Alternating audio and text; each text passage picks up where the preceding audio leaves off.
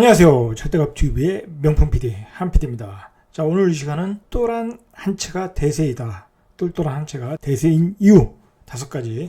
자, 그것에 대해서 한번 자세히 알아보겠습니다. 본 주제를 다루기 전에 잠깐 혼란한 상황. 자, 그것에 대해서 한번 이야기를 좀 해보겠습니다. 자, 요즘 정부가 사면초가입니다. 사면초가. 자, 크게 2가지죠. 뭐 여러 가지가 있겠지만 항상 자잘한 문제는 있겠지만 자, 크게 2가지죠. 부동산에 관해서는 하나는 부동산 가격이 폭등했다는 거죠. 자, 전세값, 매매값이 서울 수도권 주변으로 해서 폭등을 했다. 자, 그래서 30대 무주택 수요자들이 정부에 대해서 속았다. 자, 그런 표현을 쓰고 있습니다. 자, 2번째로 보유세, 종부세가 나갔죠. 자, 재산세가 나간 거죠. 자, 재산세 통지서를 받은 대부분의 국민들이 체감적으로 너무 많이 올라갔다고 그런 그거에 대해서 지금 분노를 하고 있다는 거죠. 자, 정부는 분명히 이야기를 했어요. 1주택자는 상관이 없다. 별로 안 올랐다. 오른 게 별로 없다. 자, 다주택자에 대해서 징벌적 과세가 들어간 거다. 그리고 고가주택에 대해서 들어간 거다. 신문에서 이런 표현을 써요. 생계형 1주택이라고 그러죠. 그냥 나는 그냥 그 집에서 30년 동안 사는 거예요. 그냥 그 집값이 오른 거야. 자, 올랐는데 재산세가 작년보다 30% 더 올라서 나온 거죠. 자, 그 사람은 그냥 자영업자예요. 자영업자. 예를 들어서 자영업자니까 이 코로나 바이러스 때문에 얼마나 힘들었겠습니까? 자, 그런 분들 예를 들어서 자, 그리고 일시적 2가구 주택 그런 분들 일반 단독주택도 규모가 작은 게 있고 큰 게 있는데 뭐 예를 들어서 신문의 내용을 참고해 보면 뭐 파주에 있는 단독주택 14%가 올랐다고 하지 않습니까? 재산세가 그냥 1가구 가진 사람도 그렇게 올랐다. 자, 그러니까 국민들이 이렇게 분노를 하고 있다는 거죠. 자, 그리고 제가 아시는 분이 이제 예를 들어서 세종에 계신 분인데 상가를 가지고 있다고 그래요. 상가. 자, 상가는 말 그대로 지금 공실이에요. 거기 공실. 말 그대로 한 달에 뭐 150만 원, 200만 원씩 지금 꼬라박고 있는 상황이에요. 자, 근데 거기도 재산세가 올랐다는 거예요. 공실인데 재산세가 올랐다. 이게 말이 되냐 이거죠. 말이 되냐. 자, 그래서 국민들은 분노하고 있다는 거예요, 지금. 자, 그래서 이게 정부가 사면초가의 상황인데 지금 지지층이 빠져나가고 지지율이 급락을 하고 있어요. 그래서 정부가 요즘 아주 우왕좌왕이에요, 우왕좌왕. 자, 예전에는 공급에 관한 대책을 또 이야기하지 않았어요. 근데 요즘은 또 갑자기 그린벨트까지 해제해서 공급량을 늘리겠다. 자, 발굴까지 하잖아요, 발굴. 자, 이렇게 해서 군부대 그린벨트 해제는 또 없었던 얘기로 갔는데 이제 만만한 게 군부대라고 군부대 땅을 이제 수용을 해서 거기다 아파트를 짓겠다고 하지 않습니까? 이것도 문제가 있는 거예요. 안보와 관련된 문제인데 그렇게 갑자기 할 수 있느냐. 또 군인들의 사기도 있잖아요. 자, 그런데 하겠다는 거예요. 자, 이게 이제 우왕좌왕 대책으로 나온다. 자, 근데 제가 전 시간에서도 이야기했지만 지금 공급량은 아무 의미가 없어요. 지금 태릉의 골프장을 수용해서 거기다 아파트 미니 신도시를 지면 그게 몇 년 뒤에 입주하냐고요. 당장 내년이 급한데 자, 정부가 왜 이렇게 부동산 정책에 대해서 우왕좌왕하고 있느냐. 자, 그리고 자꾸 왜 실패를 거듭하느냐. 22번째 대책을 내놨는데도 집값도 못 잡고 지지율은 빠지고 왜 이러냐. 제가 정리한 바로는 정부가 프레임을 잘못 잡았다는 거예요. 정부가 프레임을 잘못 잡았다. 이 집값의 폭등은 자, 이거는 세계적인 현상이에요. 지금 세계적인 현상인데 자, 그것에 포커스를 맞아서 프레임을 잡아야 되는데 정부는 어디다 잡았냐? 강남과 비강남, 무주택자와 다주택자. 자, 그래서 이제 대책이라는 게 나오는 게 징벌적 대책. 이런 프레임으로 잡았다는 거예요. 그래서 다주택자 때려잡고 강남에다가 보유세, 종부세 세금 폭등 때리고 자, 그게 1주택자, 생계형 주택자까지 가버린 거예요.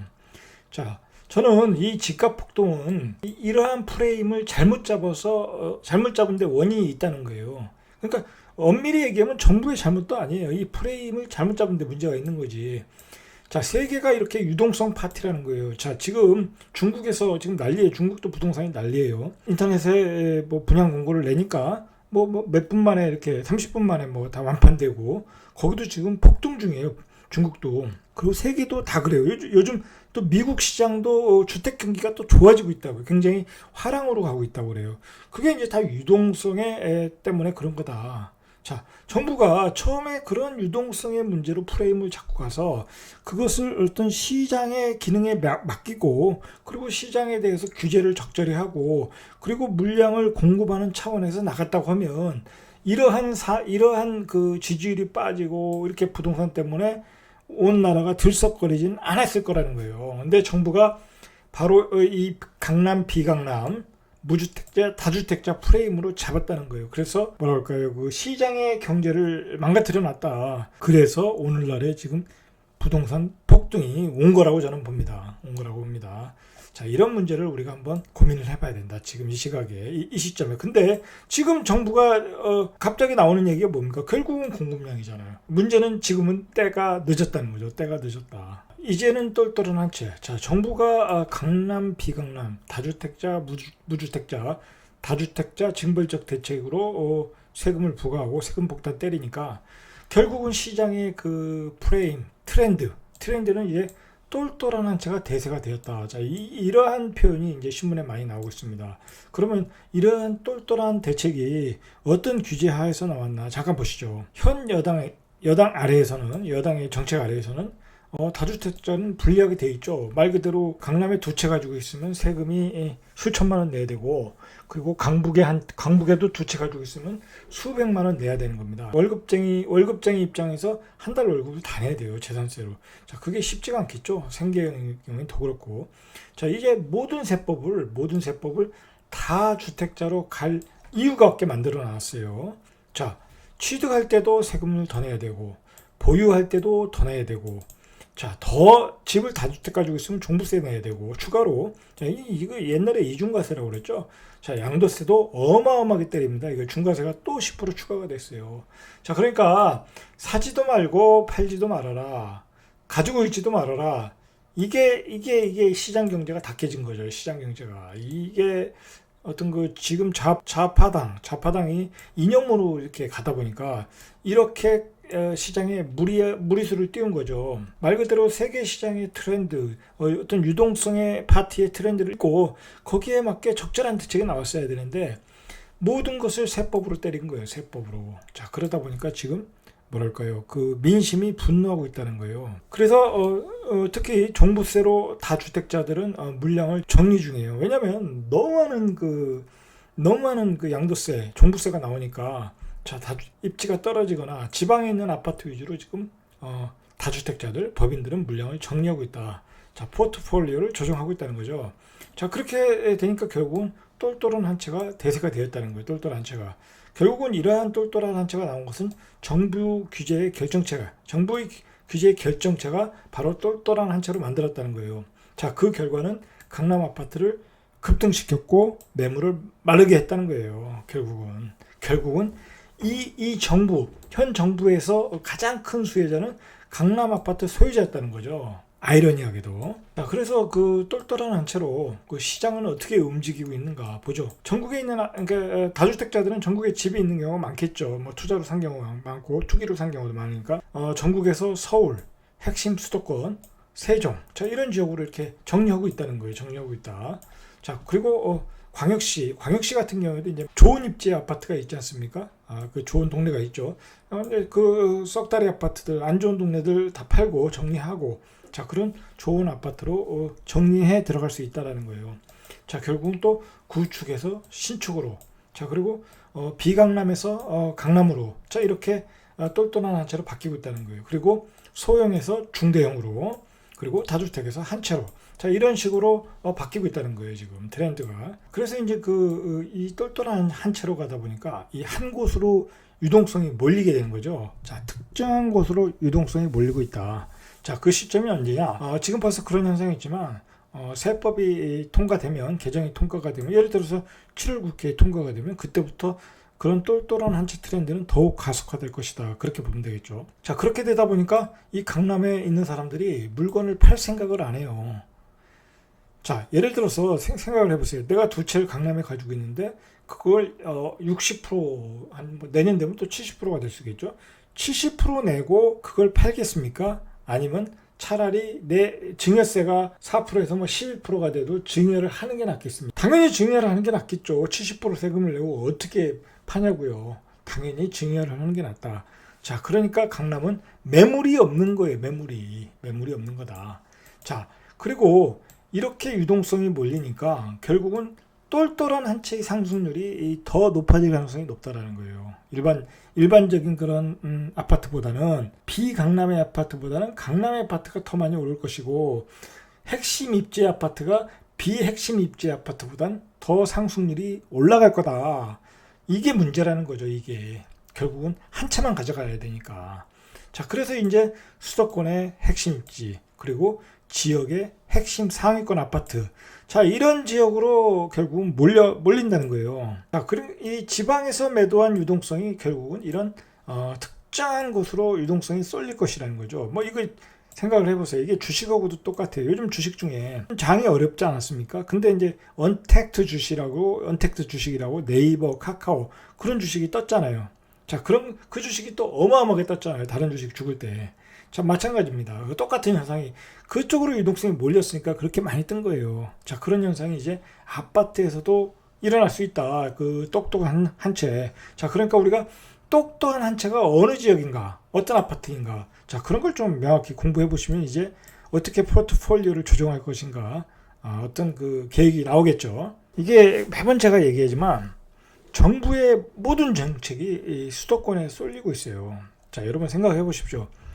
요번에 그 서울의 그린벨트를 해제하겠다고 하는데, 자, 요번에 결국은 7.10 대책 이후에 결국은 지방시장은 폭락각이고 서울은 폭등각으로 갔잖아요. 자, 양극화가 됐잖아요.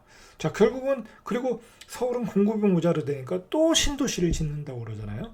자, 결국은 서울 수도권에 모든 정책이 쏠려 있다는 거예요. 이게 대한민국의 정부인지 서울의 정부인지 모르겠어요. 제가 보기에 이거 문제가 있는 거예요. 이거 문제가 있다. 국토 균형 발전에는 전혀 맞지 않고 역행하고 있다는 거예요. 역행.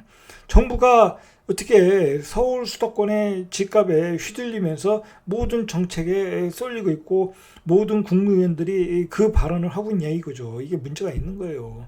나라가 꼴이 아니라는 거, 나라가. 그래서 이 서울 수도권은 계속 확장이잖아요. 계속 확장. 자, 결국은 서울에 아파트를 짓는다. 수도권에 또 아파트를 짓는다. 자, 그것은 결국 수도권은 계속 확장되는 거고 그곳에 인프라는 건설되고 예산은 들어가는 거예요. 자, 오죽하면 서울의 그린벨트, 골프장, 주변에 골프장 부지까지 다 짓는다고 그래요. 다 짓는다. 지방에서 서울로 다 빨아들이는 거예요. 빨대 효과가 생긴다는 거죠. 자, 이런 부작용이 있다는 거예요. 이거 정부가 참 단기적으로 지지율이 떨어지는 것만 보고 막 우왕좌왕 대책을 내놓는데 정신 차려야 돼. 제가 보기엔 정신 차려야 된다. 자, 그리고 저는 그래요. 요번에 그 세금이 이렇게 폭등을 했는데 안 되었다고 이렇게 막 보도 자료도 나오는데 실질적으로 다 그래요. 지금 생계형 1주택도 그렇고 단독주택 가진 사람도 그렇고 너무 경기가 안 좋은데 코로나 바이러스로 너무 경기가 안 좋은데 너무 많이 오른 가격이 나온 거예요. 자, 저는 이런 세금 폭등을 만들었던 이 정책관이라고 그래야 되나요? 이러한 세금 폭등을 만들었던 그 정책관, 자, 이런 사람들 이거 문책해야 돼요. 제가 보기에 문책을 해야 된다. 그 얼마나 그 경제 상황이 어려운데 이렇게 그 말도 안 되는 세금 폭탄을 때릴 수 있느냐. 물론 다주택자, 법인 과감하게 때려야 돼요. 그런 부분에는 때려야 되는데 이게 생계형 1주택자, 일시적 2가구 주택, 상가를 가지신 분들, 단독주택 가지신 분들, 자, 그런 분들한테도 세금이 뭐 10%, 20%, 심지어 30%까지 올려서 나오면 그게 말이 되겠냐 이거죠. 자, 이런 정책을, 이런 상황을 만든 그 정책관들, 사무관들 이거 문책해야 돼요. 제가 보기에 문책 안 하면 이거 민심이 폭발하는 거예요. 제가 보기에는. 자, 정리 요약하겠습니다. 자, 똘똘한 한 채가 대세인 이유, 모든 유동성이 똘똘한 한 채로 몰린다. 모든 세법이 그렇게밖에 할 수밖에 없어요. 이제 오히려 가지고 있으면 세금을 너무 많이 내야 되니까. 자, 일단 똘똘한 한 채로 주거지를 이동하면 가장 좋은 주거 환경에 사시는 거죠. 자, 그리고 가장 좋은 교육 환경에 사시는 거예요. 자, 그리고 앞으로 가장 많이 오르겠죠. 가격은 유동성이 몰리니까 당연히 세테크에도 가장 유리하다. 자, 그러니까 앞으로 그 내 집 마련을 하실 분들 아니면 다주택자에서 포트폴리오를 조정해야 되실 분들은 이러한 트렌드 똘똘한 한 채에 맞춰 가지고 제가 앞에서 말했듯이 비강남에서 강남, 비핵심 입지에서 핵심 입지, 뭐 그런 곳을 찾아서 교육 환경이 좋은 곳, 주거 환경이 좋은 곳, 교통 입지가 좋은 곳, 자 그런 곳을 찾아서 정리하시면 돼요. 자 앞으로는 그렇게 나가셔야 되는 거예요. 앞으로는. 자 오늘은 여기까지. 이상 절대값 튜브의 명품 PD 한 PD였습니다.